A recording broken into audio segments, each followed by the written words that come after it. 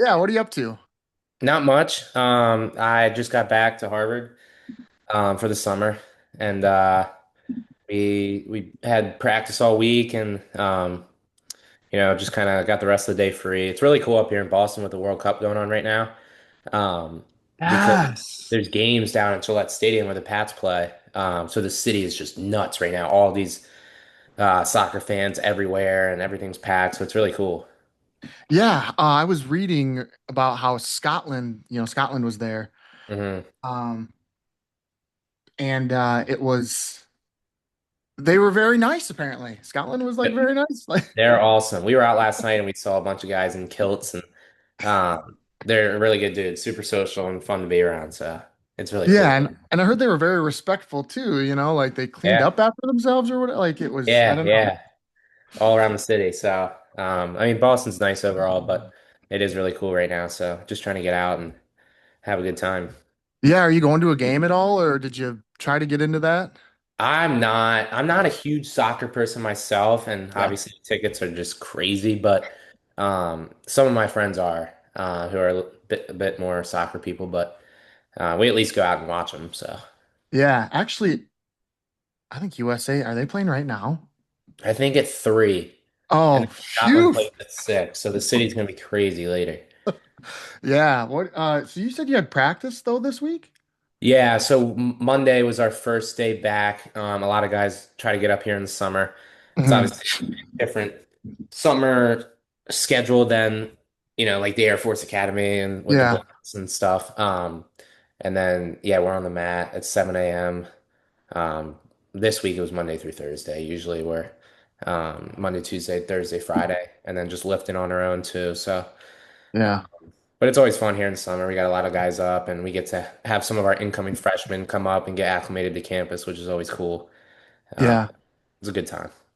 I'm curious now how you guys do it since like you said the Air Force, so they do it in blocks. And it just kind of makes sense to do you guys do something similar? So like you guys kind of all leave at once and come back at once, so you're kind of one cohesive unit when you're practicing right now, or is it just like all bets are off? Yeah, it varies. Obviously being at Harvard, some people have big time internships away, in New York Oh, City or other places, so they're not always able to be here. Our coach encourages the guys to try to be up here, at least get up for a little bit if they can. So this summer, for example, I'm an RA for the summer school, and okay. it allows a lot of our guys are doing that. It allows us to get free room and board and Yeah. housing and food, and you could take a summer school class, and then a lot of us work part-time jobs on the side. But I think this summer we have about Really? 20 of our 30 guys up, which is the most we've had in a while. So, and then we just wrestle and hang out and work, and it's a good time. Dang, so you're working too. You're an RA. You're working. You're wrestling. I mean, that. I mean, this is Yeah, just summer. I know it's a lot, but it's fun. It's good to be busy, and um, you know, we we like being up here in the summer. It's not as warm as down in Maryland, and we have a good time. So. Yeah. I just thought of this. What's the Boston Marathon like? Have you went down and like checked that out? Yeah, so it's always in April. They call it Marathon Monday, and it's a big thing up here, Mhm. obviously. A lot of schools actually cancel class that day. Do Harvard you doesn't. guys? No, Oh, Harvard never cancels class. I wish they did a little bit more often, even for like 2 foot snowstorms and blizzards, they don't, or trekking the class in the snow. But the marathon's really cool. It's super popular worldwide, and there's a ton of different places you can watch from, so we always check it out somewhere. And our team actually has a cool tradition on that day. A senior on the wrestling team always runs it on the treadmill.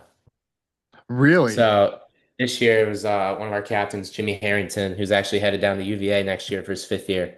Um, he wasn't supposed to do it. It was supposed to be someone else, but he woke up that morning and on the Monday and he said, "You know what? I'm doing it." And he ran 26 miles. So it's a Wow. tradition we've had for about 10 years now, I think.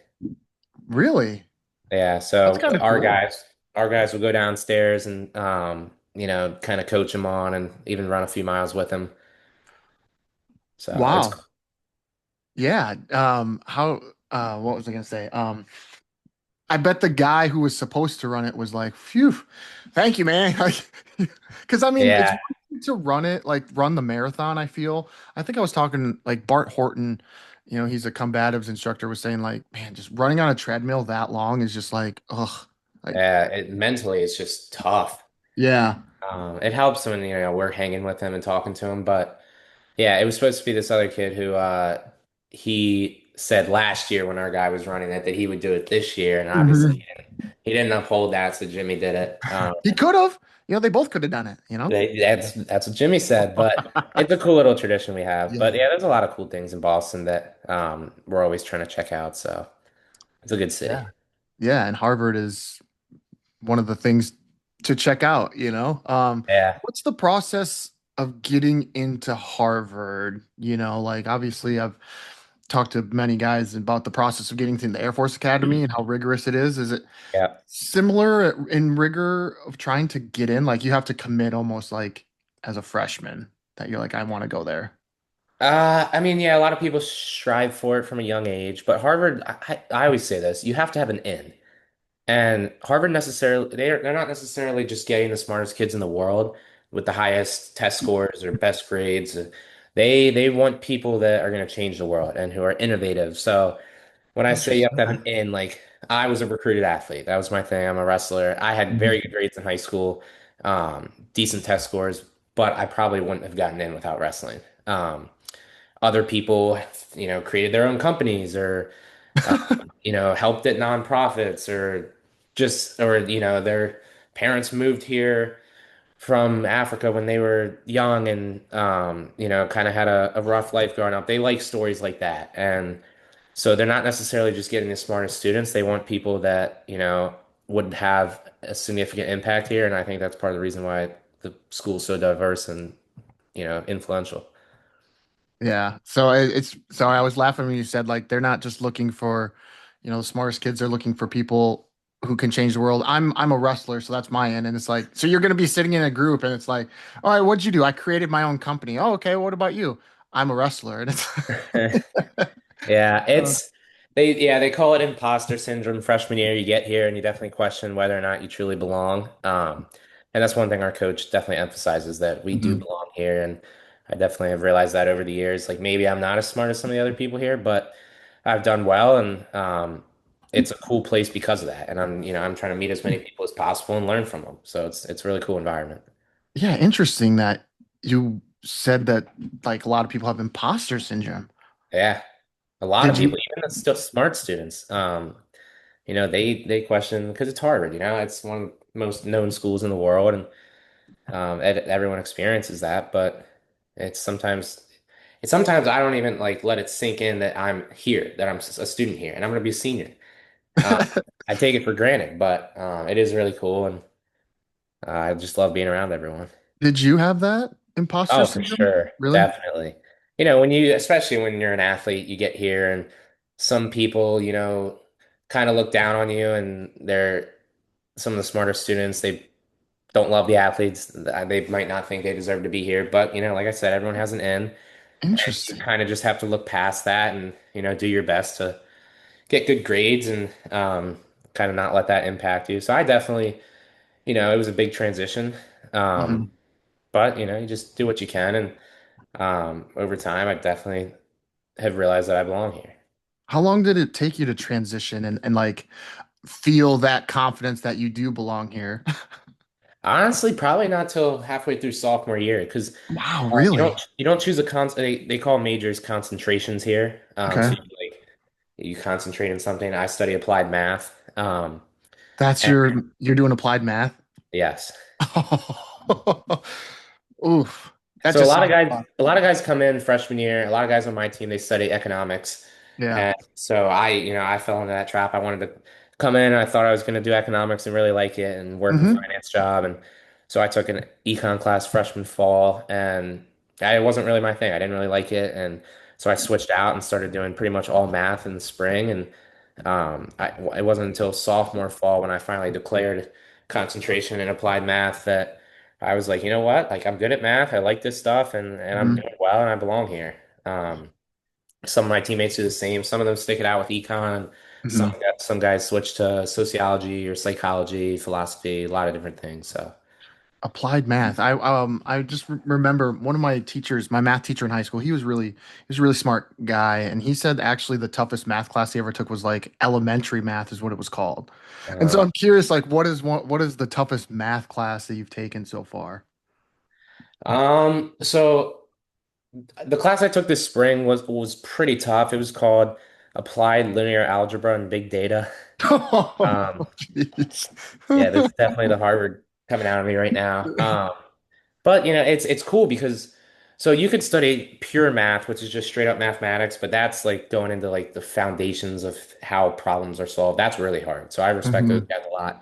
Applied math is cooler for me because I get to apply the math that I learned throughout my life to like real world subjects. And that's what a lot of this class was in the spring. Finally, like because you come in as a freshman, you take all these foundation classes and you have to, build your preliminary skills before you actually apply it. But I would say the hardest one, being applied math, they make you take a computer science class, a statistics course, and Okay.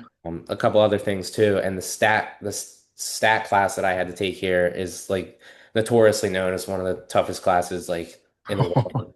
So that definitely humbled me for sure. Hmm. But I got through it. So Yeah, how do you go into a class like so you're trying to balance academics and athletics, obviously, but you're going into a class that, like you just said, is notoriously one of the most difficult classes at one of the most notoriously difficult schools in the world. Like, how do you even prepare yourself for that? Like, I'm just even sitting here thinking about it, like the anxiety I would have of trying to yeah. figure that out. Well, that's the thing. You just can't let it affect you. You kind of just have to embrace it and know it's going to be tough. But the teachers and professors are very generous here. They want to help you. They're always hosting office hours that you can go and get some help on assignments or just concepts. And yeah, it's tough balancing it with sports. And it's hard to let if you have a bad day in class or you do poorly on an exam and you don't want to let that have impact you and have a bad practice or something. You can't let it snowball. Um, Hmm. but you just take it day by day and get help when you can. And teachers want to help. And at the end of the day, I think it's just reminding yourself it's gonna be fine. It's just it's like, this is the hardest thing in my life right now. I'm living a pretty good life. Yeah. That's something our coach emphasizes, and so you just get through it. But it's definitely not easy. Yeah, I was gonna ask, how you compartmentalize that right there. Like you have a hard test, and even like I studied really hard. I felt really good going into the test, and then I didn't do as well. Now I got to go to practice, and even vice versa. I feel really good going into this competition. I just got my butt kicked. Now I got to go to class. Like, how do you compartmentalize? If you do, I mean, maybe you haven't learned how to do that because it's just so Yeah. difficult. But I mean, how do you balance that? I've definitely improved at that since freshman year. But I think just being present. Our coach always says, gratitude is key. If you just really focus on what you're doing in the moment, you're going to be all right and going to be Mhm. able to handle everything on your plate. So, usually our schedule throughout the day is we wake up and have a morning workout or lift, and I'm present at that. And I'm going to try to get as strong as I can if I'm lifting or whatever Mhm. it may be. And then you're going to class all day. And during that period, I'm not thinking about anything but class. And it's hard to always do that. And I don't always do that, but Yeah. that's the goal. And then, when we come into practice at 3:30, we're present there. We're focused in the wrestling room. Whatever's happening outside of the mat, you leave that for later. And then afterwards, go do your homework and get everything done that you need to do. So it's not always a easy balance, but I think just being present and doing what you can and controlling what you can control is how you should go about it. Yeah, I can appreciate you saying that you're not always the best at that. Like admitting to kind of the shortcomings there, that Mhm. I still have a little bit of room to grow there. That just shows, I don't know, level of self-awareness and maturity, I would say, my For opinion, sure. you know. Yeah. I mean, I always talk to Carter about it too. He's obviously has a rigorous academic schedule too, and it's tough when he's doesn't do the best on a test and then has to travel across the country and compete during the weekend. But he's very good at zoning in and focusing on the task at hand as well. Yeah. Do you guys kind of lean on each other a little bit during those moments of, academic or athletic stress, you know? Yeah, all the time. I mean, Carter and I we're best friends since birth. And I mean, we talk on the phone pretty much every day. I was talking to him about an hour ago. Always recapping each other's days and helping out. He always relied on me growing up from an academic standpoint. He always took the same classes I took, had the same professors, assignments, exams. So I would always help him out. And Mhm. even in college, he um, asked me for favors here and there. But and I rely on him too. I tell my teammates and friends like my biggest role model is my younger brother, which, isn't the case for a lot of people, but, we're both like two peas in a pod and just we lean on each other heavy through everything in life, no matter if it's academic, athletic, or not. And that's a special bond we have. Has it always been like that? The reason I ask is like me and my brother, we we didn't have that relationship until we got older. We were probably Mm. 20, 21 when that relationship started to form. We were kind of in different groups. He was 2 years older than me, so we kind of did our own thing. I kind of had my own interests, and he did too. We never really, we kind of more butted heads. So I'm curious Yeah. how you guys like it start always like that, or was there a period where, it Yeah, I wasn't? mean, it's not always sunshine and rainbows. But since kids, we always had the same friend groups um, but yeah, there was moments when, dad would run us through workouts in the basement and we hated going with each other because we would butt heads. And I mean, in high school, we pretty much wrestled each other every day and that got old and we would butt heads and scrap and hand fight hard and stuff. And then I think it definitely strengthened when we separated, which is weird. But, I Hmm. would love for Carter to follow me and be my teammate here at Harvard. But honestly, I'm grateful that he's doing his own thing out west. I think it kind of strengthens our relationship, and we're still staying connected all the time. But I think you kind of appreciate the bond you have when you're away. Um, but yeah, we butt heads occasionally, but overall, I mean, we're best friends. So Yeah, I have this story that I got that, you guys went to this tournament together, and you both won it and you got these huge trophies. Okay. And Carter's apparently broke. And so then you decide, I don't know if you snuck into your room, but or his room, but you were trying to trade out his trophy for yours because yours wasn't broken and his was. yeah, I remember that. I haven't heard that story since it happened, honestly. But yeah, I think we went up to Pennsylvania for a tournament, and we were young, so we were just looking forward to the trophies. Yeah, right. Of And we course. both won them, and they were huge. And Carter was always kind of reckless as a kid, and probably did something to break his. And then I felt bad, and it's just a trophy, so I gave him mine. But yeah, just stuff like that. We're always Yeah. Like, looking out for each other. We've also probably broken each other's stuff before, but. Um, I mean, overall, we share and do nice things for each other, which is cool. yeah, yeah, especially at that age, like you said, it's a trophy.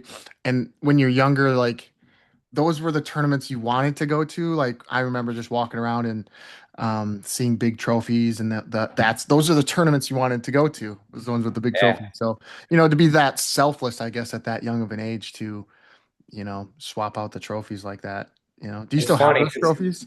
well, that's the thing. My mom, she's starting to, clean up our rooms and get rid of some stuff. And um, like, I don't really care about them anymore. Some of the stuff is cool, like the stuff we won Sure. at Fargo or maybe some state titles. But a lot of the trophies when we were young, I don't care. She can trash them. But Carter wants to keep everything. I don't know why, but because I mean, he's got a NCAA fifth place plaque now. Who needs his, trophies from when he was five? But Yeah. so my mom will like, and she does this for both of us. She'll like get rid of something week by week and see if he notices or something. But it's funny. He was always in it for the trophies. Yeah. Yeah, now he's in it for the plaques, I guess, huh? Yeah, it's not as cool, but Yeah. definitely has more meaning. Yeah. No, and so when did you guys grow up wrestling? Was that just, I mean, did your dad wrestle? Yeah, Was so he wrestled pretty much his entire life, or as a kid. Mhm. And then he wrestled freshman year at Virginia Tech, and Okay, wow. he had a lot of injuries. And I don't think he necessarily loved his situation. Then he snapped his wrist at the ACC championships his freshman year, and he broke that same wrist in high school. So he was kind of never the same. So then he decided it was time to just go into a different role. So he started coaching. Mhm. He actually transferred to Maryland, where he met my mom. Um, Really? Okay. And then it was pretty much only a matter of time before Carter and I started. So I was 5. My parents had a rule. We had to wait till we were 5 to start. And funny story, first day of practice, my dad's getting ready to bring me, and Carter was only 4, but he wanted to go, obviously. And my mom was like, "No, you have to wait till you're 5." And Carter's like crying, like he wanted to go so bad. And my dad's like, "Come on, Amanda, you can't let this happen." And then she was like, "Fine." So Carter came, and he started when he was 4.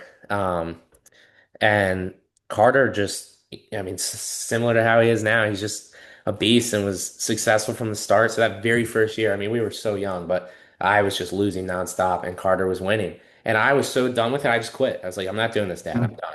And so I quit, and then Carter just kept winning and winning these trophies. And I was like, all right, I can't let my little brother outdo me like this. So then I got back Mhm. into it. And then over the years, we just both got better. And we definitely both had our periods where I would win and he would lose, or he would win and I would lose. But it was nice when we were both winning. Um, but yeah, so since I was 5 and he was 4, it's been pretty much our entire life. But we're grateful for it, and it's definitely taken us places.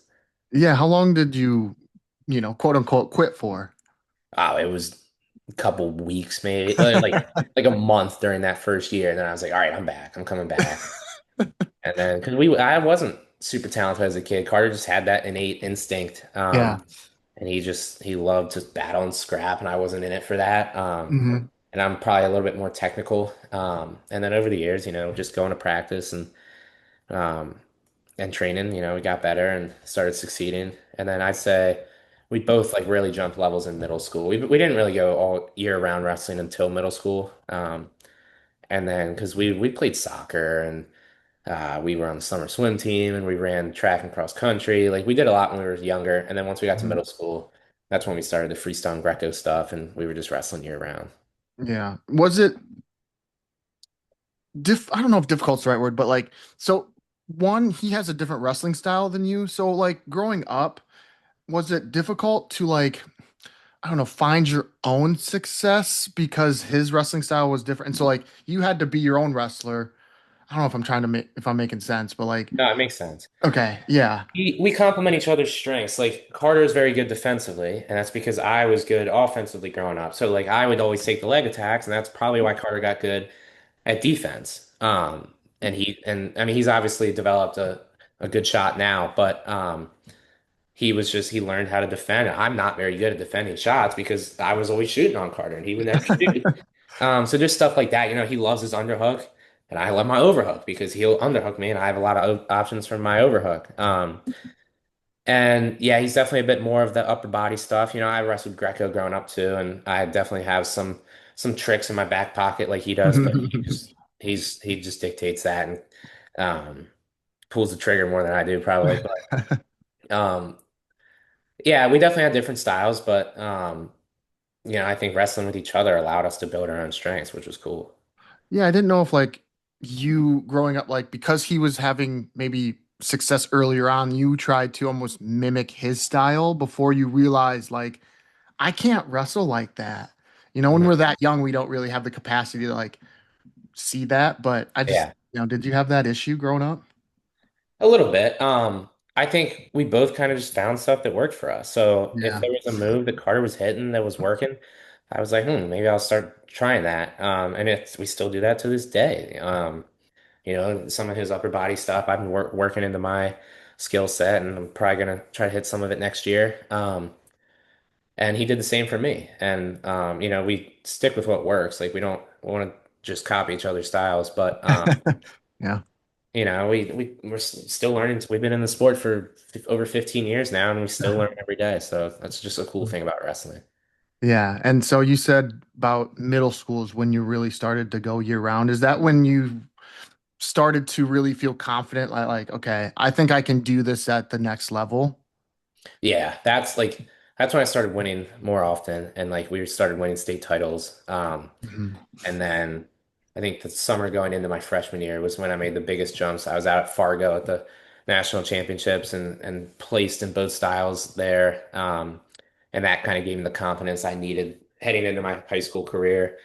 Um, and yeah, when you do it for a while and train and put all your life into it, You got to own it and believe in it. And yeah, I still struggle with that a bit. And Carter is definitely better at that than me, just knowing that, no matter who he's competing against, he thinks he's going to win.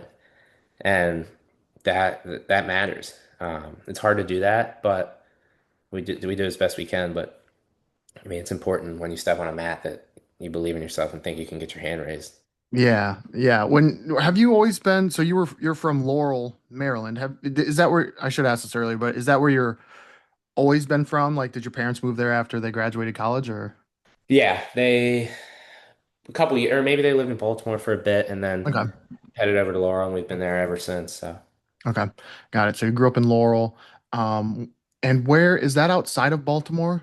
A little yeah, bit. it's in Howard County. It's about 20 minutes southwest of Baltimore, but we went to school in Baltimore, Okay. an all boys Catholic school, Mount St. Joe. Um, our public school was great, but um, and they were wrestling state champs when we first moved to our new house in Laurel. Um, but then like coaches changed and Yeah. they kind of like fell off path, and my dad was like, I think we got to go private. My mom didn't love that idea, but MSJ turned out well for us, and we're very grateful for that program in school. Yeah, what was your mom what did your mom think of like you guys wrestling and being very involved in it? Like some moms are like hesitant, some moms don't like it, but they come around obviously. But so I'm just curious where your mom stood at the beginning.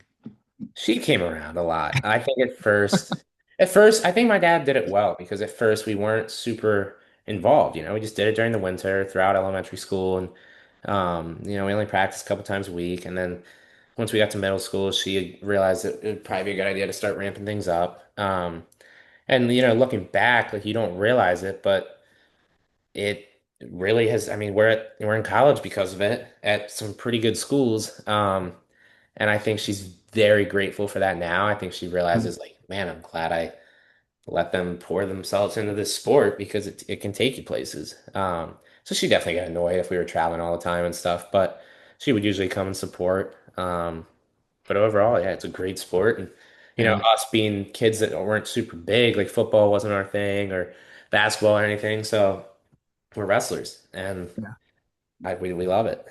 Did you try wrestling or wrestling? Did you try football and basketball at all when you were growing up? Never tried. Like we were little. I mean, we were both 106, the lightest weight class our freshman year, and went up from there. And I mean, we could have been okay as like a wide receiver or something maybe. Yeah. But no, it was never our thing. We just wrestled. I mean, we did those other sports, but I didn't like those as much. Yeah. The reason I asked with your mom is because like there's a stigma if you're not really involved in wrestling. Like, no, I don't want them wrestling. They're going to be cutting too much weight and all this stuff. Like, that cutting weight, I guess, is the big one. Oh That yeah, really pushes people or hesitates. Makes them hesitant to to allow their kids to do it. yeah. I feel bad. We definitely put her through some bad weight cuts. So you did cut weight. Oh yeah, we cut weight in high school. We didn't start until high school, really. I mean, like we had to cut a couple pounds for a few tournaments back in middle Yeah. school. Crazy. Yeah. And then high school, most guys, if you want to succeed, you got to cut a little bit of weight. And I'll admit, like I feel bad for my mom, especially Carter was probably worse to her because, and we just did it wrong. We were young and dumb. Yeah. We didn't know how to do it right. We have it down to a science in college here, and in high school you would just starve yourself, which like is the dumbest thing ever. And obviously that puts you in a bad mood. And we would take it out on mom, and so she learned throughout high school to just leave us be. Like offered to cook something semi-healthy that we would tolerate, but she kind of just let us do our thing and talk to us after weigh-ins. So I feel bad for some of the cuts we put her through, but that's the sport. And like I always Yeah. say about my future kids, if they want to wrestle, that's awesome. I'll support them. I'll coach. I'll help them on their journey. But if not, like it's not the end of the world. Wrestling is hard with weight cuts and injuries and skin infections. It's like it's not the most appealing sport. But if they Yeah. want to do it, that's awesome. I'll support them. But if not, they can find their own thing. Yeah. Yeah, speaking of injuries, you've kind of battled yours, especially recently, your fair share Mhm. of injuries. You know, talk a little bit, I guess, about the grind of that. of rehab and not feeling 100% on the mat. And that's, you said earlier, like, that's how you got into Harvard. So, like, this is, I don't want to say your identity, but like, kind of. Yeah, and it is. And I was pretty lucky. I never got hurt until college, really. I mean, I had a couple minor things Yeah. throughout maybe middle school or high school, but nothing that kept me off the mat for longer than a month. And then I was healthy all of freshman year, started and wrestled all year, felt good, and then And had a sophomore. good year. You had a good year your Yeah, it was freshman a year. good year. And then sophomore fall, that was when I tore the ligament in my foot. That was in October, right before the season was starting. I was really bummed because I was feeling really good and I was excited for a huge sophomore jump, like just like Carter had this year. And then I tore my foot and I was out for a long time, and that was hard mentally to process. And I was, it's this thing I've done since I was 5, and just it didn't. It was hard knowing that, like, all right, I'm gonna have to take almost a full year off the mat. Like, this is my life. This is what I do every day. Um, and our injured guys still come in and work out with the team, just in the weight room and doing Yeah. workouts. So I was always there and around the team, and even traveling sometimes. But that was hard, so I tore a ligament. They put a screw in my foot for a little over 4 months, fixed everything, and then they took it out. But then even after that, I had hit the rehab hard, and I was stubborn because it was my first real injury. So sometimes I would push harder than I should have. But I was on track to get back way earlier than expected. But then I was a little done with it and I was just doing a little too much. I was maybe running too much. I didn't need to run. I could have biked or just wrestled. And the doctor was always saying, your foot's gonna be sore, but that's normal. And so, but I couldn't really distinguish between soreness and pain. Mhm. So maybe after a practice the next day, I'd be like, man, my foot's pretty sore, but this is fine. I can go again. So I just Right. wrestled again. And over time, I was like kind of building up um like a weaker spot in the foot again. And then like in October of this past year, my junior year, I kind of like tweaked it again in practice. And I was like, there's no way I just re-injured it, right? And it didn't, it wasn't the full tear again, but it was a setback that again put me off for another 2 months or so. So I missed the first half of the season pretty much, Jeez. Yeah. which was frustrating. And like looking back, so we had another kid on our team this past year that had the same injury. And so I've kind of just been. This the same injury. Yeah, it's weird because it's a rare injury. It's the Liz Frank ligament, which is like it doesn't really happen often, especially in wrestling. But our team we've had like a curse. Um the year before I got here, we had a guy get hurt or have that. And then my freshman year, somebody did that too. One of our best guys right before a national tournament, he tore it at conferences. Um and then I was the third, I think. And then our one of our freshmen this year, Robert, he did the same thing. And so I've kind of been coaching him through it, like, because he obviously wants to push because he feels good. But I'm like, no, you gotta Mhm. be smart, get back on time. And then when I did get back, it took some time to adjust. I remember my first day back, I went 0-3, but each match got better, and it was like, damn, I've been out of this for a long time. So it was like 22 months, I think, of no competition. Wow. But then, the next day I went 2-0 and felt better, started getting my feet under me again. And um, I think my foot will never be 100%, but it's good enough. Like I'm not losing matches anymore because of my foot. Mhm. And then, yeah, like the week of the Ivy League championships in practice on the Monday, like I was just wrestling live and with my teammate, and he shot a little low single and pulled my leg in, and my LCL tore on the outside of my knee. It just popped, and I was freaking out. And I couldn't really, I was off the mat the rest of the week, and the doctor was Mhm. like, look, you really shouldn't be competing. But I had been through so much with my foot. I was like, just give me the brace and I'll wrestle. So I Yeah. did what I could, and finished fifth at the Ivies, and I didn't qualify, but I'm finally healthy and I've been feeling really good. I'm gonna get a good summer training cycle under me and hopefully make some noise next year.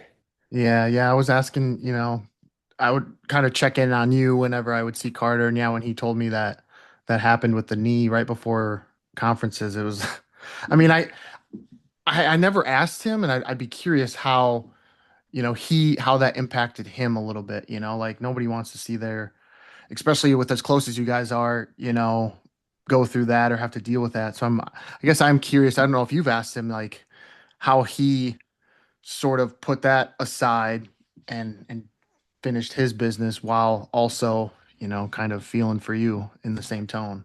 Yeah, I mean it was hard, like our plan was to wrestle in Cleveland together at Yeah, the national tournament, and I thought I could definitely put on the performance to do so. And sure. I mean, my conference was on the Sunday, and he wrestled Big 12s the Friday, Saturday. But like I said, you just Your control what dad you can came. control. Yeah, he did. Your dad came. So yeah, we saw him in Tulsa, and I was talking to him, and he's like, "Yeah, I'm flying back to out east to watch, Coleman wrestle." And I was like, "Holy cow!" So he was like in Tulsa Friday, Saturday, flew at whatever time to get Yeah. to. Sorry. Anyway, I No, remembered that it was while I was talking to he him about goes it. everywhere. He travels so much, and it's obviously easier for me because I'm East Coast, and it's only about an hour flight up to Boston. And but even he goes everywhere, and he loves it. And it's funny because I don't know why, but for some reason I perform better when he's not there. It's like it's been true since like my wrestling career started. I think I remember that. I Yeah. remember my Carter first. didn't Carter say he performs better when he is there, right? He does, yeah. And because it was our first big tournament when my dad wasn't there. He had to go to a wedding when we were kids.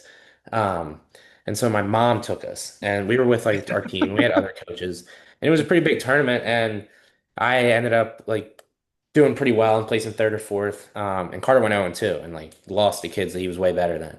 And it was the first time my dad wasn't there. And I was like, man, like maybe I can do all right without Pop. And Carter was like, I need him, this is bad. And funny story about that, my dad was actually during the wedding, he was watching us on his phone Mhm. and Carter was frustrating him so much he like dropped it and it broke. Um, anyway, even in college, for some reason I just perform better when he's not there. But we obviously love when my parents come Yeah. and support. It's awesome. But yeah, he goes everywhere. So he went to Big 12s and watched Carter. And I mean, we were in New York at Columbia getting ready for our championships, and I'm watching him just so pumped for him.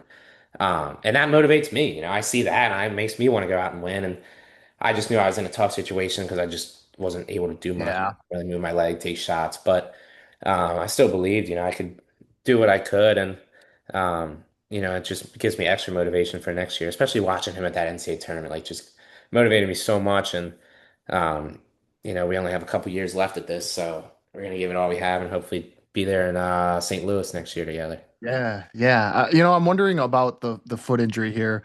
Like when you hear of an injury that's going to take an extended period of time, you're thinking something bad, like an ACL or like a labrum tear or something that's like, I don't know, like well-known injury. But when you're Mhm. like, yeah, I hurt my foot, and they're like, oh, okay, well, you're gonna be out for a month or two, and you're like, no, like a year.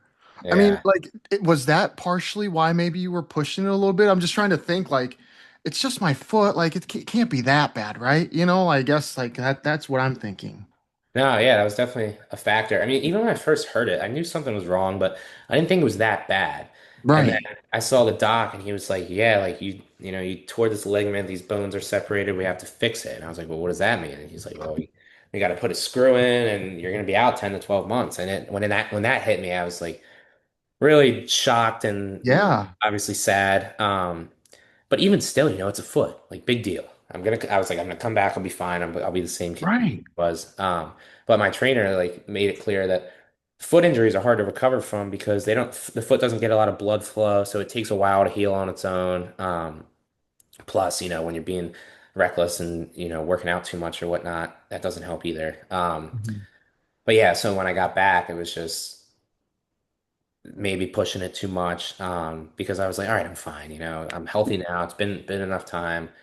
Um, So it was hard to do, but I think now I train smarter. I'm a little older, so it takes a little Yeah. longer to recover, but I'm I'm not stubborn anymore. I mean, I still am a bit, but uh, I'm smart with Yeah. my training. And being up here and I have my trainer and all the equipment we have with the sauna and I mean technically under the radar. Sauna, cold tub, the Normatec boots, all this recovery stuff that I have is really helpful. And after practice, I always designate like about an hour to use all that stuff. And Except the sauna. yeah, Yeah. um, uh, and that's like a part of my day that's built in. I go to practice, I get real loose before, and then I wrestle, and then after that, I'm recovering, and that makes me feel a lot better the next day. And I'm learning finally to like, if the next day I don't feel as good, maybe pull back. And so Mhm. right now, I'm just trying to train smarter, not harder. Yeah.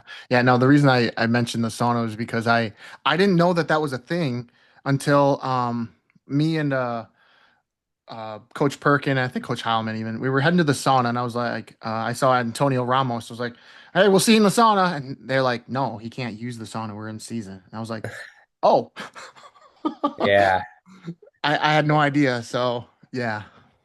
yeah. I mean, technically they are not permitted, but Right. I think you can use it for recovery purposes, and we do. We in Oh, I season didn't know train. that. I thought it was like because of the whole weight cutting thing. I thought like, nope, can't use it. Yeah, I mean, technically, I don't think it is permitted. But like we use it for recovery sometimes, and it does help. Our Yeah. coach believes in the benefits. I like the sauna. I don't Yeah, like the steam room. I do not like the steam room. yeah, that's what Carter said. Oh, it's the worst. Hmm. All right. Anyway, so um, I want to ask when you started seeing some success in high school. You said you had your big jump came from your eighth grade to freshman year when you double A'd in Hmm. at Fargo, right? Is that when you really started to believe and get the confidence that like, all right, I'm starting to really figure this wrestling thing out. Like, high school is going to be my time, you know? That was the big jump. Yeah, I mean, even the summer before that, we went out to kids nationals, and I didn't even place in either style. And then I'm going to far high school nationals the next Yeah. year. And I'm like, honestly, didn't even know what my expectations were. I mean, I won the Northeast regions, so my dad was like trying to make it clear over and over again, like, hey, like you can go out and podium at this thing. You're Hmm. the Northeast region champ. I'm looking at this bracket, like seriously, you can go make some noise. And I just didn't know. I didn't know how good I was or whatnot. And I went out and did it. And that's when I was like, all right, like this is my thing. I'm gonna have a good high school career. I'm gonna go wrestle at Yeah. the Division I school. And that matters when you really believe in yourself um, and believe in your training and your coaches and your potential, like you're gonna wrestle better. Um, and so yeah, freshman year had a pretty good season. It was tough. I wasn't a big 106. So I had some guys that are a little older and stronger. Took some losses. I think I finished 42-8, state champ, national prep All-American. So it was a good year.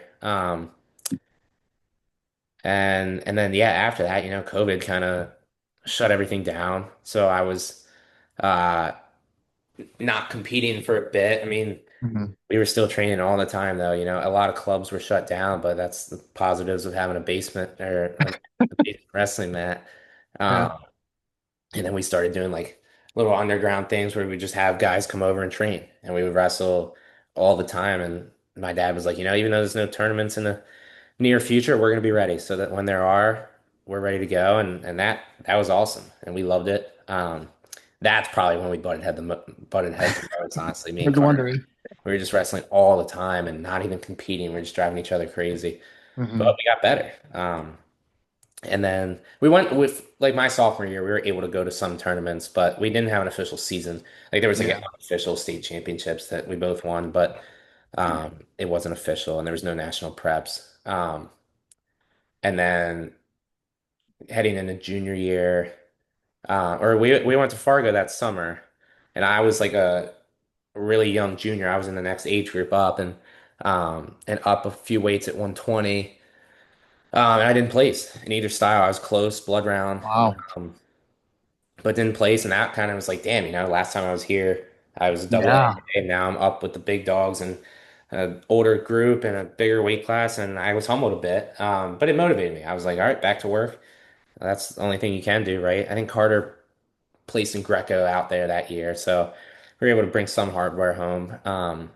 And then junior year was tough. Both of our junior years was probably our worst years because we both cut a little too much weight. Um, Mm. and How much did you cut? junior year, I wrestled 120. Carter was 113. He wasn't cutting that much his sophomore year. But I was probably coming down from about 135, but then I was still growing. That's the thing about cutting weight in high school. Like Yes. kids are fighting Yes. growth. Like now in college, I'm done growing, so it's easier to cut weight. But when you're fighting growth, it's just it's brutal and not ideal. And I don't think you had very much to lose anyway. Like people look at 15 pounds like I could afford to lose 15 pounds, you know? I have a little bit of fat on me, but like when you are 16, I'm sure you were already really small. And so to lose, find 15 pounds to lose. Whew. Yeah, I was pretty lean and once you get it down, it's a little easier. But I definitely took some Sure. losses because of the poor weight cutting habits. And that year I did not win a state title. I lost in the finals to our buddy Billy, who actually Carter wrestled The on cracker? the Craker on the The first cracker. first Yeah. match on the backside. We grew up wrestling there, him and his brother Tyler, and we Yeah. trained together too. He wasn't even a Maryland kid, which was the funny part too. He was from Virginia. He went to a school in Maryland for 1 year and then went to Blair Academy in New Jersey. Um, but yeah, we had some good scraps that year. He beat me in overtime in the state finals that year. But like taking losses like that, looking back, um, it's good, you need that. You need to have some adversity sometimes and be able to battle back from it. It still placed at the national preps um and then that In, summer. in the moment, sorry, did you in the moment feel like maybe you were regressing or like, because you didn't go, you went to Fargo, you didn't All-American. You didn't win a state title. I mean, Mhm. like, did you start to feel a little doubt creep in, or that you were regressing, or that maybe you're not as good as you think you are? Like all those thoughts start pummeling Yeah, you. for sure. I knew I still had the potential there, but I was like, man, what is going on with me? Schools that were recruiting me stopped a little bit. Really? Not all of them, but Yeah. some schools, I was taking losses to guys that they were more interested in, and but that only drove me to work harder. And even like right after that season, Northeast Regions had a bad tournament too, and I'm like, man, what is up with me? But then Fargo that summer, I flipped the switch completely. And that's where I double A'd again. Junior 126. I wasn't even cutting that much, felt good and just went on a run there and took fourth in freestyle, eighth in Greco. That was when Carter took second in Greco too. So that was a fun trip. Probably Mhm. our best Fargo. And then that kind of gave me like the motive or confidence I needed to, get back on the horse. And I think I was ranked eighth heading into my senior year in the country. Nice. And then, yeah, well, the funny thing is, so I visited Harvard though my junior spring. So Hmm. Harvard was still recruiting me throughout the year. And I think I was down to Harvard, the Naval Academy, University of Maryland. Boo. Yeah, definitely made the right choice. But it was funny, like I was really high on the Naval Academy because Yeah. it's close to home. It's obviously a great opportunity, free education. Yeah. Yes. I liked the coaches back then, and um, I was ready to commit. Honestly, Colat was like, we'll give you 2 or 3 weeks, but we'd like to know." And I called Harvard and I was like, "Hey," because I wasn't supposed to visit there until about a month later, and they were like, "All right, screw it, come up this weekend." And so I got on a flight to Boston with mom and never looked back. It was just like one of the best weekends of my life. Yeah.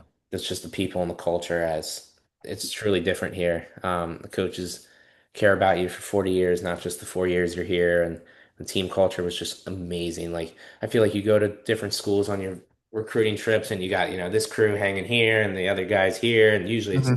divided by class, but here it's just like everyone's hanging out together. Every single person on the team came out to me, shook my hand, introduced themselves and got to know me. And that really mattered. Yeah.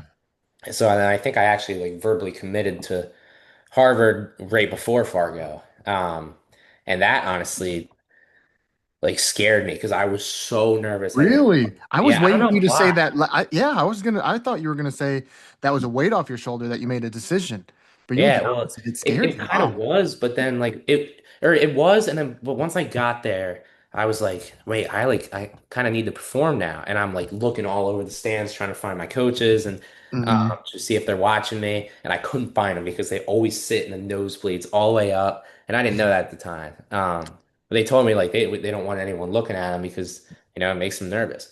But somehow I just like I wrestled free and it paid off, but. Yeah, a lot of kids feel like they got to perform there and then get the calls after. And that's what happened right after I got fourth. Like, I wasn't publicly committed anywhere. Hmm. And so some coaches started reaching out again. But then shortly after, I think like one of the reporters at Fargo, I thought he was a coach, and he came up to me after I got off the podium, like, "Hey, do you know where you're going to school yet?" And I was like, "Yeah, I just committed to Harvard." And then that ended up getting The posted. reporter? Yeah. And I thought he was a coach. So I was like, "Oh no, sorry, I'm already committed to Harvard." But it turns out he was like a reporter for Flow, so he ended up like once they published the new rankings, like Harvard was next to my name, so schools stopped reaching out. Um, but it was funny because some of the Yeah. schools stopped talking to me, like Columbia. They, called me right after and they were like, "Hey, we'd love to, ramp this up again." Like, Ah. sorry, like would have been nice a couple months ago, but I'm definitely grateful and I think I made the right decision. Yeah, for sure. I'm curious when you were like getting a call from Harvard. I talked to somebody, his name's Mike McMullen. He went to Northwestern, I but he was remember. actually, yeah, he was going to go to Harvard to play football. Really? I didn't know Yeah, that. but something, basically he kind of was like, I just don't feel like that's quite the right fit. And I was just wondering, I kind of talked to him about it. Like when you get a call from Harvard, it's almost hard to turn them down to be like, I, because it's Harvard. Like, Yeah. so did you ever feel that like at one point where you're like, man, I know Harvard's this big prestigious school, but like don't get sucked into that. Make sure it's still the right fit for you. You know what I'm saying? Yeah, for sure. Everyone was like, why would you not go to Harvard, right? If like who turns down Harvard? But Yeah. that wasn't like it's Harvard, but I was like, that's not the factor for me. Most Okay. of the schools I was looking at were good academic schools, so it really came down to the culture, and I picked Harvard because of it. Like everyone's like, oh, like who's going to turn down Harvard? But it was truly because of the people here, Yeah. and I wanted to be a part of this team and culture. And I think for other sports here, like this, the culture is definitely good, but I truly think ours is unmatched. And I'm biased, but seriously, other teams on campus are jealous of our how tight we are, and like Mm.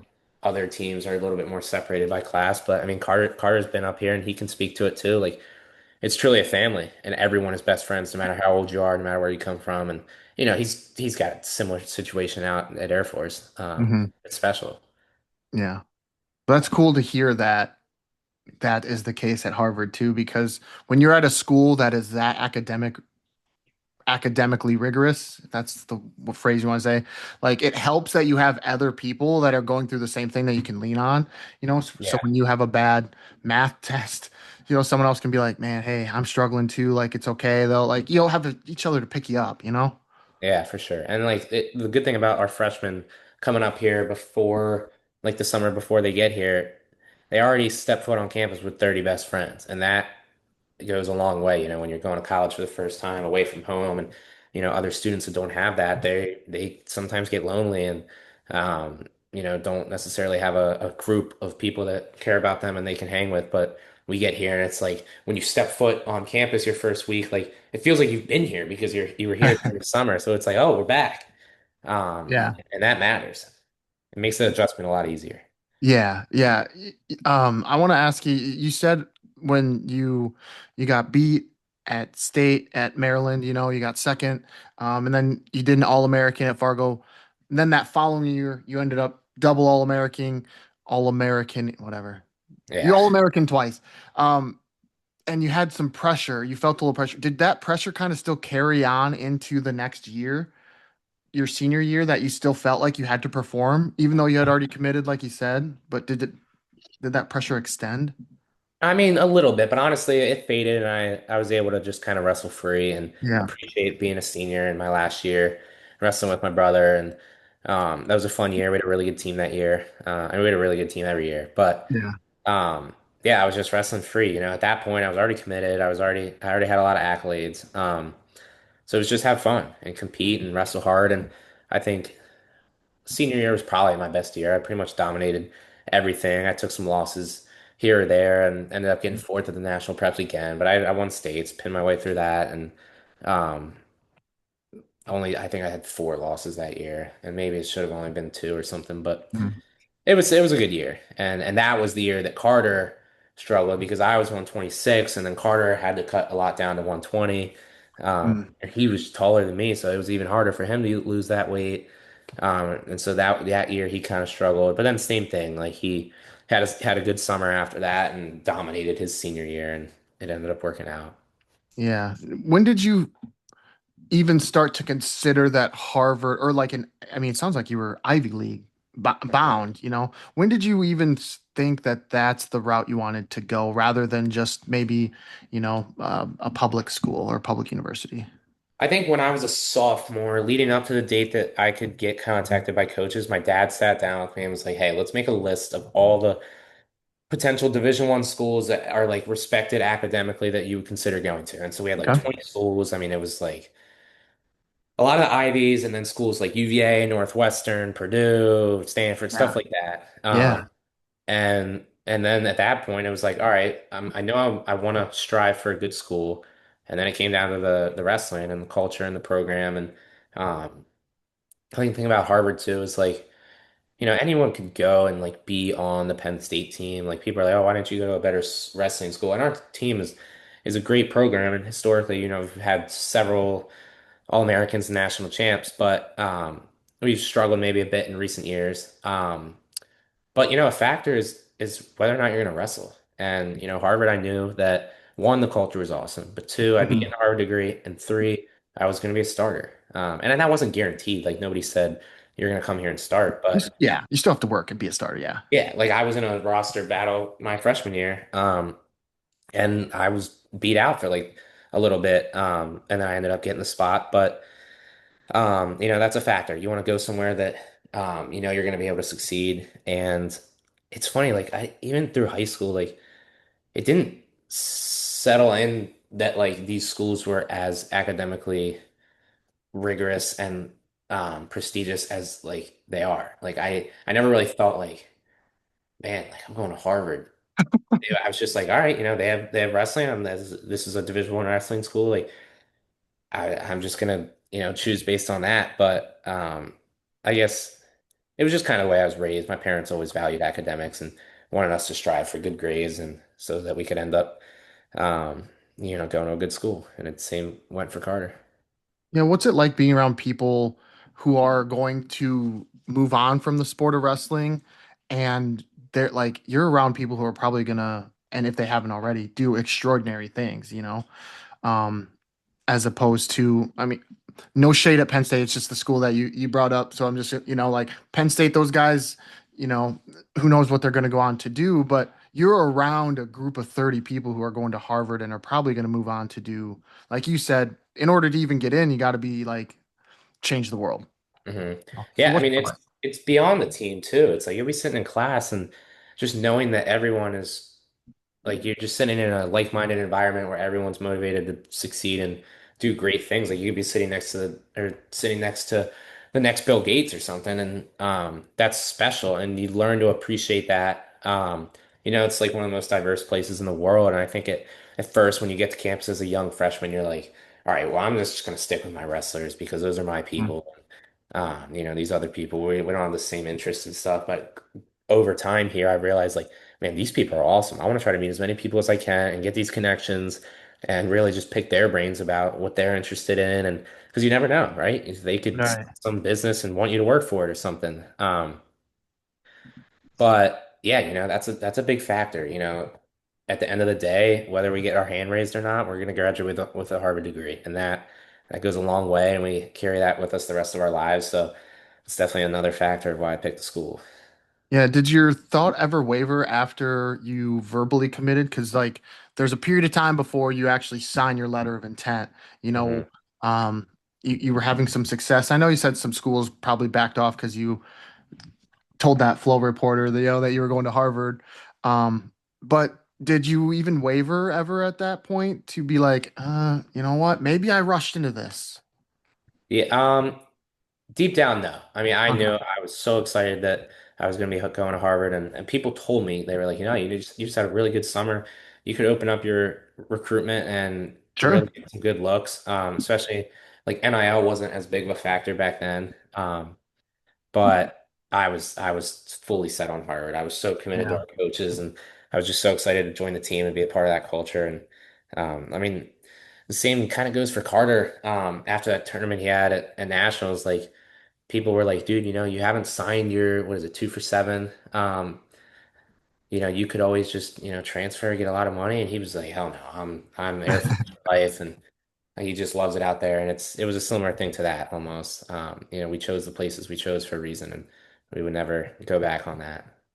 Yeah, that's actually a good point. What not what you said about Carter, but like what you said about yourself in terms of you committed and then you kind of you double AA'd in Fargo. You had a really good next year, like your stock was rising and it almost seemed like people were too late to the party.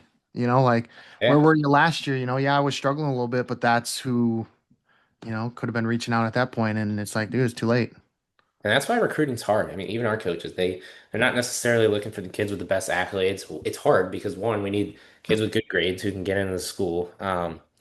But two, our coach is looking for, who's fighting in the third when they're down big, or who has a lot of potential but just maybe hasn't been able to put it together yet. So recruiting is really hard. You don't know who has a lot of talent in high school that gets to college and is just content with being where they are and just kind of quit. Hmm. So it's hard to know exactly who you're recruiting, but I mean that's what makes the sport interesting, and it's cool to really see those guys who don't have a lot of accolades in high school and then really just jump levels in college. Like I think Seth Gross wasn't even a state champ in high school and went on and won like 2 national titles. So really, Really?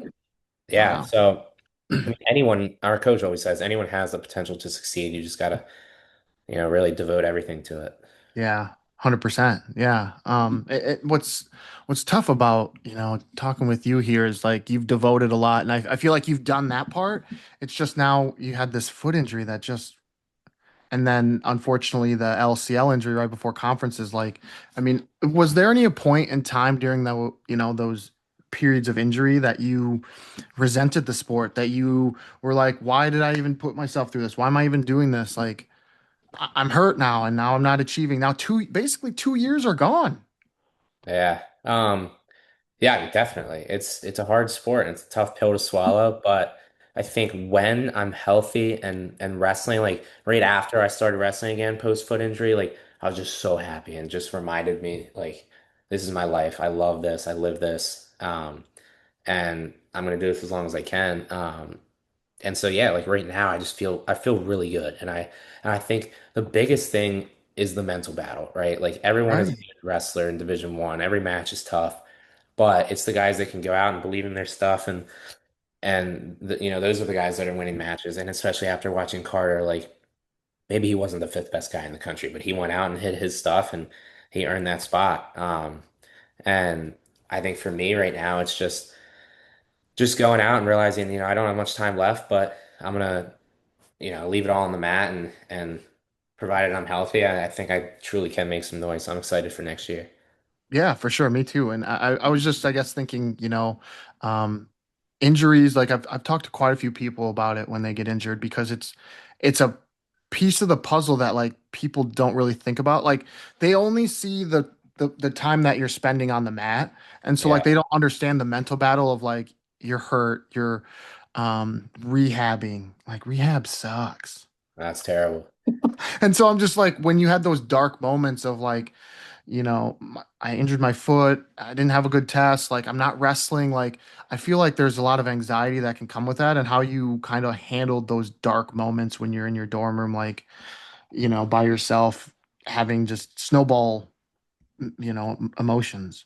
hmm It goes back to being present. I always tell Carter, control what Mhm. you can control. I think he like made it one of his Instagram captions. Yeah, actually, after last year's Big 12 tournament with that whole Oklahoma State debacle, and it's right, like sometimes the calls don't go in our favor, but you just got to be present. If I'm in the training room doing rehab, nothing else matters except rehabbing and trying to get as healthy as possible. So really staying focused on the task at hand helps me to balance everything. And, positive self-talk. Like it's easy to let things impact you and let negative things kind of take over, but you just have to say positive affirmations. Our coach is so good at that. And it just goes back to like just being grateful. Like if taking a loss is the worst thing that's going on in my life right now. Like I have a pretty damn good life. So just being grateful and present overall is how I manage all that. Yeah, I'm curious how that even like it's easy to say that or to be told that, but like to actually do the act of gratitude, like when did you really start to feel that? Because it's easy at first to be like, woe is me, why me, to like be in that grief stage, I guess you could say. Yeah, I think just like realizing your position, like even if like you're at Harvard and you have a bad week of class and like yeah, I don't know, maybe you forgot to turn in a homework assignment, then you bomb a test, and then you're traveling during the weekend and you take a loss. Like, man, that sucks. Like, not life's not good right now, but overall, it's like people would kill to have my worst day, right? Like other people would kill to be at Harvard and fail a test. Like, oh, big deal, you failed a test, you're at Harvard, you're gonna pass. Like, it's just realizing stuff like that. Is helpful and it's just easy when everyone around you is like-minded and just positive people um, and when everyone's striving to be the best in whatever they're doing it's um, that culture is contagious. Yeah, are you able to at least maybe accept like okay, this does suck. Like this was tough. And it's okay that it was tough. Like are you able to at least like kind of validate that like this was tough. This is Mhm. tough, like instead of, looking at it like, well, of course anyone would be grateful. Yeah, but that still doesn't mean that what you just did wasn't hard, you know? Yeah, no, That you makes have to sense. accept it. I think like a hard part is you cutting weight too while you're at Harvard managing classes and stuff. Like, yeah, it's hard. It's gonna suck. Like, especially like towards the end of the week, I know it's gonna be hard. I know I might not be in the best mood. It's like, all right, big deal. Deal with it, grow up, and try to be as positive and just successful as possible. So it's like, Mhm. yeah, maybe I have a test the day before a match and I'm not gonna be in the best mood. I'm gonna kind of be a little drained, but I'm gonna do what I can and control what I can control. Yeah. How was getting to class with your foot injury? Like were you on I crutches or did you have like a little scooter thing that you I like had a knee scooter. you had a knee scooter, okay. Yeah, so when I had to screw in it for, I couldn't put weight on it for 2 months. How'd you get up But and down stairs? uh, I would take a lot of elevators, but Okay. like we went to a Celtics. I don't know why we did this. I went to a Celtics game when I was on crutches at a time, and I was just like hopping on my one foot up the bleachers, and that was probably a dumb idea. But You went yeah, to the you went to the TD Garden, huh? yeah. Yeah, Boston's awesome. We go to a ton of sporting events. We get $9 tickets to Red Sox games for being a student. Really? Yeah, it's pretty sweet. Did you get to sit on the Green Monster? I haven't yet. I definitely want to. That's definitely a Okay. bucket list item, Yeah. but usually we're just out in the bleachers somewhere. Yeah. Anyway, so you're trying to I'm just trying to see you navigate Harvard on your knee scooter, like going up and It down. was I know you awesome. said I loved elevator. it. I was Really? fast. Like I would have my That was fast. bad foot knee on the pad or whatever, and I would just use my other foot and I would go fast. I would get around faster than I would have if I wasn't hurt. Um, and like my teammates always made fun of me because I would just zoom by on the class, and so it like yeah, I was hurt, but it honestly was beneficial. You have a little Especially bell. You have a little bell like they do on bikes, like ring yeah, ring, like yeah, I hey, I'm actually coming up on did. your left. Like I I did. And then my buddy, he used the scooter this year. We got to get rid of it because maybe that's what's cursing the team. But no, true, it was true. fine. Especially like if I was going downhill, I would just zoom down and but when it was snowing and icy, that was bad There you go. Okay, I was wondering. Okay. because like that I slipped once. Actually back at home, Carter was there. And I kind of hit my foot a little bit, but overall I was getting around good. But yeah, it's definitely a little cold and icy up here in the winter. You didn't like change out your tires for like little snow tires or put I change should on. have. A little four-wheel drive action. Yeah. Um, I hear that you're really, really into sports, maybe obsessed a little bit. Um, Harvard actually has you said it's really diverse. It has a really diverse portfolio of sports too, doesn't it? Oh yeah, we have the most Division I sports of any school. Have you gone and watched some of those obscure sports that like, we don't have at other universities? Yeah, all the time. That's a cool thing about our sports community here because of that. Like, you wouldn't expect Harvard to be that diverse in sports, right? Like, it's Yeah. Harvard, it's an academic school, but we have the most of D1 sports. We have stuff from fencing to squash to alpine skiing, rowing, and um, I think like not equestrian, but polo, water polo. We have everything. Yeah. It's awesome. We always go and watch. And funny thing too, our head coach is actually married to the head coach of the women's volleyball team, and they've both been here for 32 years. Jeez, really? Yeah. So our coach right now is the longest tenured D1 coach in wrestling. Um, You said 32 years? yeah, but he's not even that old. He started really young, so I think he's 58. Um, Okay. and he's still got a lot left in the tank. So. Right Uh, on. But our sports community here is tight. And because he's married to her, we always Yeah. go watch the volleyball games and we're pretty close with those girls. Do you have any like catchphrases or anything that that you guys use? Carter told you to ask that. No, it was that's just a natural question that one would ask about uh sports people. I Yes, think yeah. He it's may have funny. mentioned it. He may have mentioned it, yeah. He always laughs like he's came here the past 3 spring breaks. Even back to like his senior year in high school, he came up and visited me and he loves hanging with my team and my boys. But he always picks like he's always like, oh, you guys have weird lingo. Because we'll just say, um, like I guess just the way we talk, we abbreviate a lot of stuff. So let me think. And I noticed the same thing when I went out and visited him right after finals this year. It was the first time I went out there, which was pretty sweet. And I was like, and he was like, yeah, these are some of the things we say. I don't know why I'm Well, blanking right now. yeah, Air Force has lots of acronyms that they use. I mean, they're military, so I'm Yeah, still getting used to some of the acronyms they use. I'm like, what does that even yeah. mean? I don't even I'm blanking right now. But yeah, it's just natural. It's just the way we Yeah. talk. Like, um, I guess like one, we'll say D. So like my buddy Max, he shortens everything. And so like Okay. the word decent, he's like, if he's decent on something, like, it's not really feeling it. I'm like, hey, you want to go to dinner in the dining hall? He's like, nah, I'm D. And like just little He doesn't stuff. even say Dece. Like I've heard people say Dece. Oh Oh, yeah, well that was that's the easy. thing. That was It's Dece. so it went from decent to D's to D. Um, Okay. oh, like appreciate it, preach, and then Max started saying P. Like that, just simple stuff like that. Carter would think is so funny. He's like, you guys have some weird lingo. Um, That was kind of funny. Oh, yeah, hey, P. And yeah, if I wasn't, I'd be like, what? yeah, Appreciate it.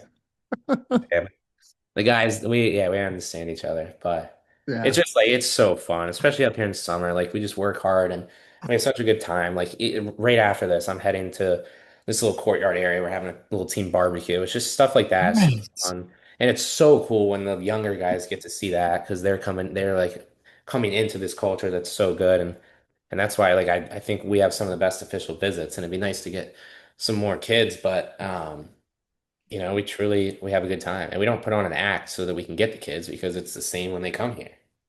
Yeah, I was gonna say that, like you're showing them that like it's yes, it's still Harvard, but you can still be, you know, uh, quote unquote normal, whatever that means. But like you can still have a college experience. You're not Yeah. coming here and it's not, of course, it's still intimidating, still Harvard, but like you're still just another wrestler. Like, Yeah. We're all humans and it's just so cool. Like everyone's from different parts of the country. I think like my class had 9 guys and we're all from different states and yeah. I'm like brothers and these people that you wouldn't ever have expected to know like become your best friends and it's a special bond that definitely don't take for granted. Yeah. Before I let you go here, I have a few more questions real quick.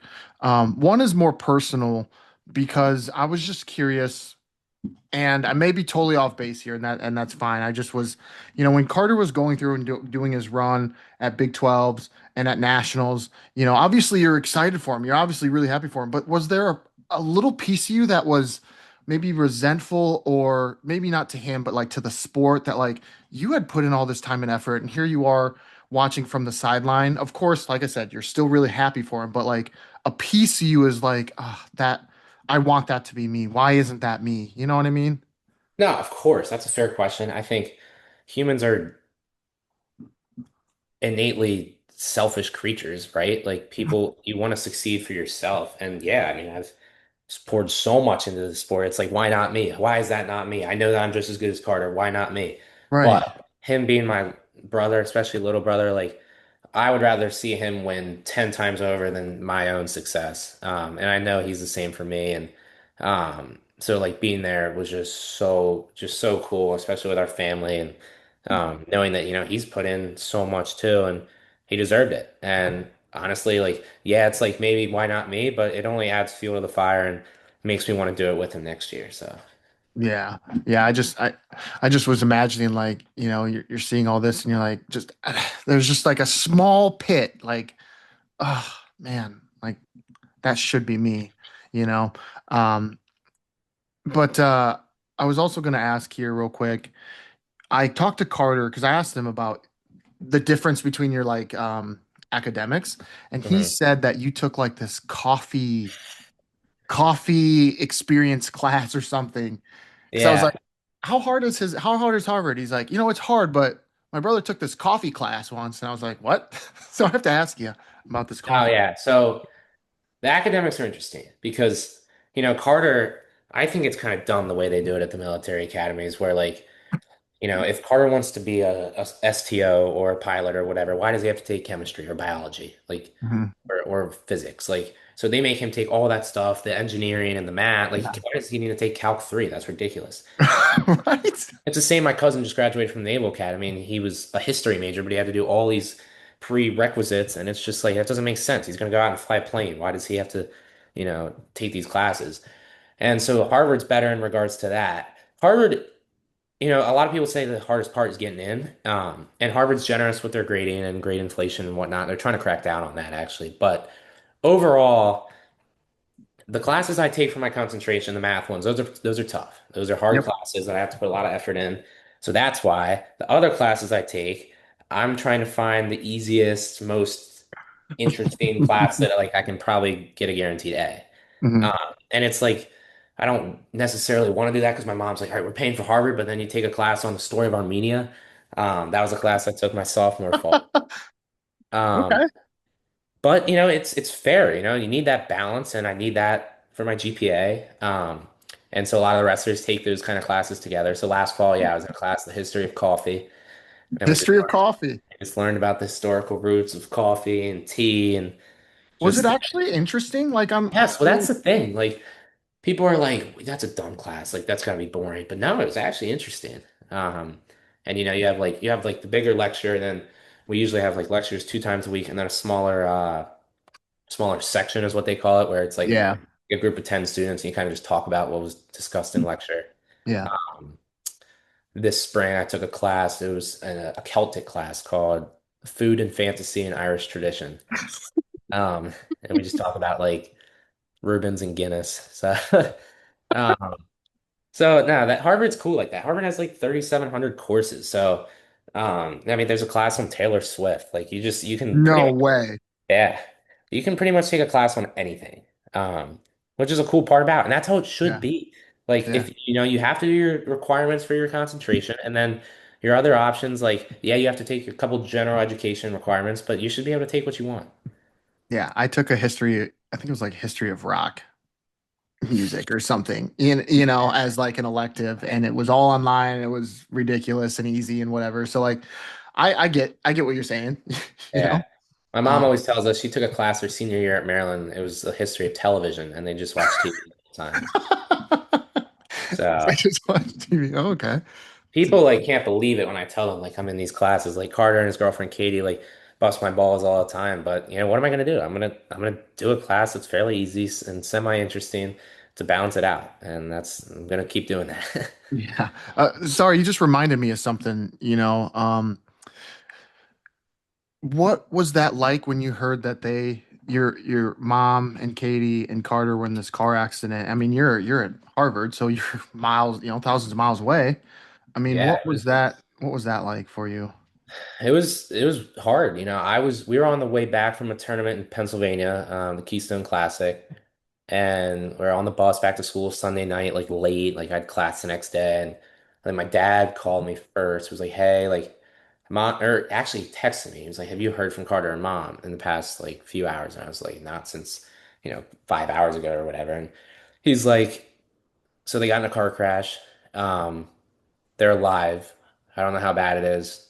I'll give you more updates when I know." And I'm like, "Gee, thanks, Dad." Like. Right. And Yeah. I'm sitting on the bus back, like freaking out, like, holy crap, what happened? I called Carter. Obviously, that was probably dumb. He didn't answer. And so I'm just kind of like freaking out. My coach is like kind of calming me down. But even like, I swear, I'm sitting on the bus and I was like, all right, this happened. Control what I can control. We're going back to school. Wow. I'm sure they're fine. Like, I literally told myself that. Um, and that helped. And I'm like, they'll be fine. I was just like praying a bit and just knew that, they'd be all right. And then like Carter eventually called me like towards the end of the bus ride. It was like, hey, this happened. He explained the whole details. And I don't know how he got out without a scratch on him. Um, but yeah, I mean, I was just kind of frustrated because I couldn't talk to my mom for a couple days because she was just so out of it with her concussion and her knees and stuff. Um, but you have events like that happen, and obviously it was just horrific and terrible that it happened. But like, I mean, it obviously brought Carter and Katie so much closer together, and their bond is stronger because of that. And you just like that's when you express gratitude for health and to be alive, and then it puts things into perspective too. With like, oh, I bombed the test, big deal. Like, I'm grateful that I have family. And I think that motivated Carter so much the rest of the season. So it was hard, but you just do what you can and you got to keep living. You can't let it impact you too much, but it was definitely hard. Yeah, I was gonna ask, while you were going to like now you have to go to class the next day. First off, you're coming back from the Keystone Classic. You're probably, I mean, I don't, were you wrestling at that point? Because that was like, I was out, but I was traveling with the team. yeah. So I mean, you're hurt and you're like, I want to be wrestling, and like now you get this curveball thrown at you, and it's like, man, how did you keep it together? Because like you were out there by yourself, you know. Yeah. So I'm just Yeah. curious how you kept it together and just kept pushing forward. It was hard. I mean, I like right away I looked into flights. I was like, all right, I'm coming Right, out of tomorrow. course. Um, and Dad's like, no, you stay there, you do your thing, you go to class and wrestle. And it was hard. Like, yeah, he obviously flew out the next day because he wasn't there. And I wanted to be with my family during that time. I mean, so did all my grandparents and aunts and uncles. But um, I just had to do what I could, and my coach was very helpful with like just being present and just letting me know that everything was going to be all right, and it was. It's definitely it was a tough event, but like I said, I think sometimes that stuff like that can teach you a lot and motivate you in a way. Yeah. Yeah, I mean that's tough. That's toughness right there. Like we put toughness as more of a physical trait, like when you get tough, it's when you're, exhausted and you push through it. Well, like that's toughness too, when you have a job to do, your job is to go to class and get good grades and graduate from Harvard. Um, and something like this happens, like you stayed the course. So I just Yeah. was wondering, how you dealt with all that. It had to be Yeah, tough. I think being busy too just helps, like with events like that. Like obviously it's good to sometimes it is good to like, I mean nobody died, but it's good to like mourn and actually reflect on stuff. But Sure. um, when you're busy and you're doing stuff all day, it kind of takes your mind off of it. So Yeah. um, I think in situations like that, just going on with your life sometimes is helpful. Yeah. Yeah. True. Yeah, staying busy. Last question for you here. Um, did you got ranked before Carter? Okay. Did you give him any Oh, sort? you talking about this year? Yeah. Yeah. So you got Yeah. ranked before Carter this year. And so I didn't know if there was any, jabs that were thrown or, some shade. Because I mean, if I'll be honest, I think there was some at the Air Force Academy. We saw your name in there and we're like, hey, look at this. Yeah, no, there always is. I mean, that's the thing. Like, we're brothers, we're best friends. We can always like rub it in each other's faces. So even like back in high school when I got ranked after that Fargo run, like I'm like, yeah, what are you ranked, bud? And he was like 15. And so it's just stuff like that, but it motivates Yeah. you. It's friendly competition that's good for you. Like no matter what we were doing growing up, like we always competed. We went bowling 2 weeks ago, and we're like doing as good as we can to try to beat each other. Who won? We played 2 games, and we each won one. Okay, We should have done a third, but you should have. Yeah, but we're actually pretty good at it. But really, yeah, but anyway, yeah, I mean, maybe during that point, I was like, oh man, I've only been on the mat for a couple weeks. I'm already ranked.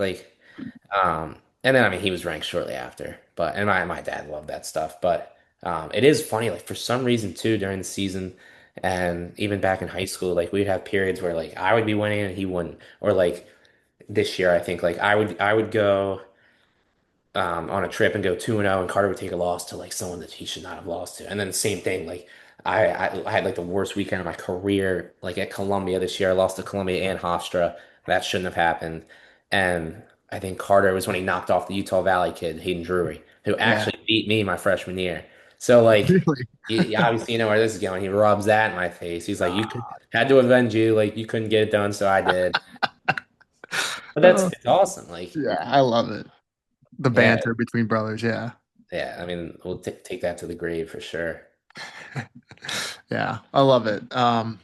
Anyway, I appreciate you doing this. Of course, Kelly. Love, yeah, I love to hear the stories. Obviously, Carter has his out there, but I thought it was kind of unique to maybe hear yours a little bit. I guess that's why I Mhm. reached out. Yeah, of course. I kind of know Happy to Carter's a share. little bit, so this has been kind of fun. And you know, um, yeah, next year he did mention, and I thought I'd ask you, but this is off the record, so don't worry. But um, are you going to do a split year, or are you going to do a full year and then do a fifth year?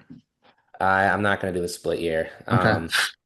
Yeah, it was tough. It's like it's weird. Like a lot of people would be like, "Why? Who would ever do like the gaps and the splits?" And it's like a common thing here at Harvard and some of the Ivies that they do. They like take the first semester off and wrestle the Because you next can't one. redshirt, right? Yeah, so that's Yeah. why. And it's like basically allowing you to like maximize your eligibility here. And I would have done that because I got hurt, and my coach like wanted me to do that. And I actually still need to have this conversation with him next week. But Yeah, it's like I said, this is off the record. This isn't oh going on yeah, any podcast. I'm just it's curious. Like he mentioned that, and I was like, okay, I wonder what it is. yeah. It's a recent decision. I've had a lot of conversations with my parents and alumni and stuff, and I think I'm just gonna graduate next year on time, and then depending on how the year goes, um, I'm gonna weigh my options. If I have a year like Carter did, I'll definitely have some good options. I'm still gonna try to go somewhere respected academically, Hmm. and even if like, even if I'm battling some injuries or whatnot and don't have the year I wanted to, I could always, go D3 and try to win a D3 national title and get a grad degree from like Johns Hopkins or University Ah, of there you go. Chicago Yeah. or Colorado School of Mines, something like that. Hey. Um, so yeah, it's a interesting option, and I'm excited for what it holds. So Yeah, same. And I think as long as that fire is still burning, baby, yeah, like you said, eventually the ride will come to an end. It's just, hopefully it's not sooner rather than later. So yeah, I think that's the thing too. Like my parents are like, you know what, if you're just kind of like burned out from the sport, you can always just graduate next year and be done. But I think me looking back 10 years from it, now, I would kill myself if I didn't take advantage of this fifth year. So it doesn't seem like it just from the energy I get from you and like what you're talking. Like it doesn't seem like you're there yet. For me, that's just me, and this has only been an hour and a half, but like I just don't feel like that, you know. oh, you're right. And there's definitely weeks that I go through like brutal workouts. I'm like, Sure. man, can I really do this for 2 more years?